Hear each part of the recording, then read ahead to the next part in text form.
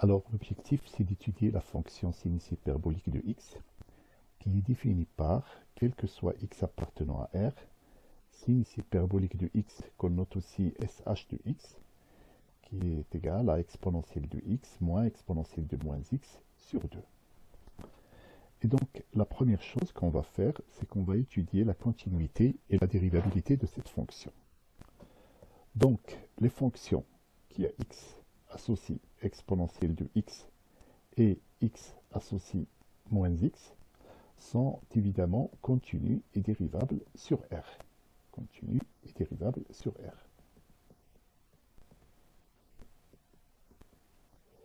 Et donc, par composition et combinaison linéaire, la fonction sh est continue et dérivable sur R. Ensuite, on va calculer la dérivée, chercher le signe de la dérivée, et puis après, comme ça, pour avoir le sens de variation de la fonction. Donc, quel que soit x appartenant à R, la dérivée de cette fonction est donnée par exponentielle de x plus exponentielle de moins x sur 2. Or, quel que soit x appartenant à R, exponentielle de x est strictement supérieure à 0 et exponentielle moins x est strictement supérieure à 0. Donc, sinus hyperbolique prime de x est strictement supérieur à 0.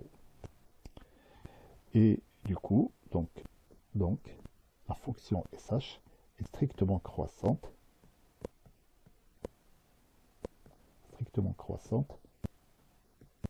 sur R. Alors ensuite, on va calculer les limites aux bornes. Alors, on va commencer par la limite en moins l'infini, et puis la limite en plus l'infini. Donc, limite, lorsque x tend vers moins l'infini de l'exponentielle de x, on sait que ça vaut 0. La limite, lorsque x tend vers moins l'infini de l'exponentielle de moins x, donc ça va être plus l'infini. Et donc, par opération usuelle sur les limites, on a la limite lorsque x tend vers moins l'infini de sinus hyperbolique de x va être égal à moins l'infini. Et puis de même, on peut refaire le même raisonnement, mais normalement c'est facile à trouver. La limite lorsque x tend vers plus l'infini de sinus hyperbolique de x égale à plus l'infini. Et donc, on va pouvoir faire le tableau de variation de la fonction. Alors, on va tracer. Donc, vous avez x qui va de moins l'infini à plus l'infini. Vous avez sinus hyperbolique prime de x qui est tout le temps strictement positif. Et puis, vous avez sinus hyperbolique qui est strictement croissante avec les limites qui sont moins l'infini et plus l'infini. Donc, on va dire que sinus hyperbolique est continue et strictement croissante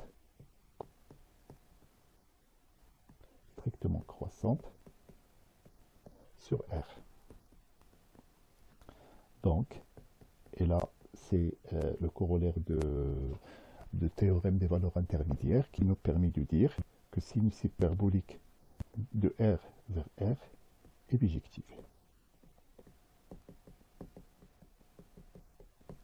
Et donc, comme il est bijectif, cette fonction admet une fonction réciproque. Donc, sinus sh admet une fonction réciproque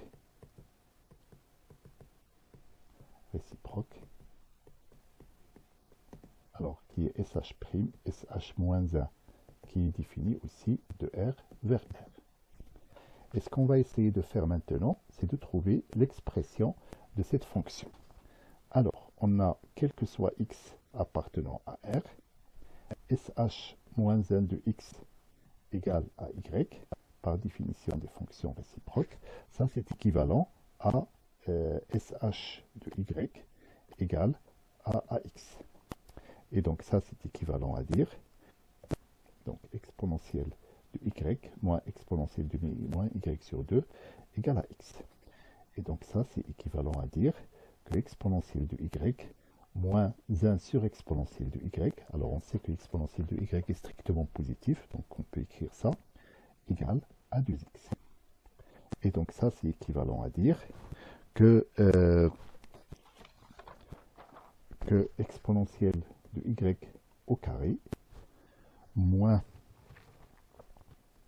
2x exponentielle de y moins 1 égale 0. Donc il suffit d'ajouter, de retrancher des membres, enfin des nombres aux deux membres de l'égalité pour avoir 0 du côté droit.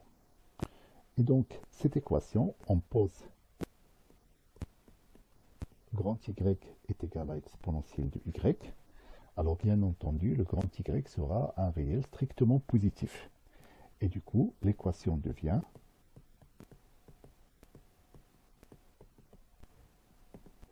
y au carré moins 2xy moins 1 égale 0. Donc c'est une équation du second degré qu'on va essayer de résoudre avec les méthodes usuelles. Donc on calcule delta. Alors delta, ça fait 4x au carré plus 4. Donc delta est strictement positif. Donc E' admet deux solutions réelles.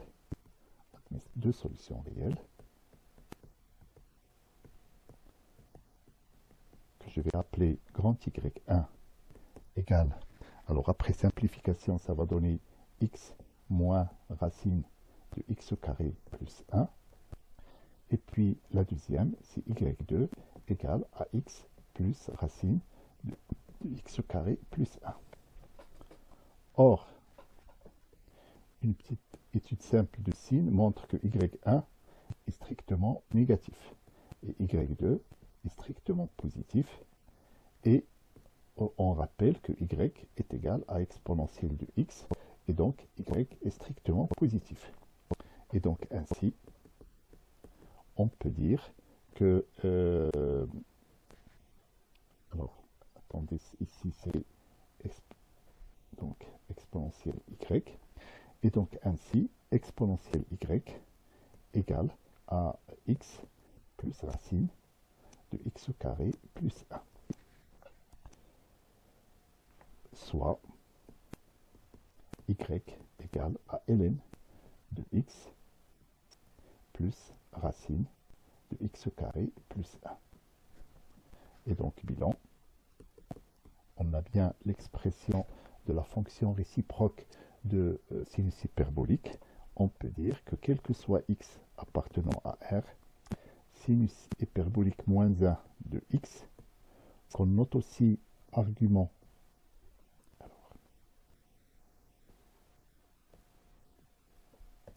argument de sinus hyperbolique de x, et donc il est donné par cette expression, c'est ln de x plus racine de x au carré plus 1.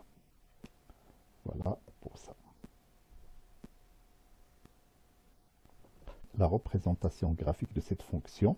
Donc là, vous avez la courbe de sinus hyperbolique. Là, vous avez la courbe de sa fonction réciproque. Là, en vert, vous avez la droite d'équation y égale x. Et cette droite joue aussi le rôle de tangente à la courbe, de tangente de courbe au point d'abscisse 0.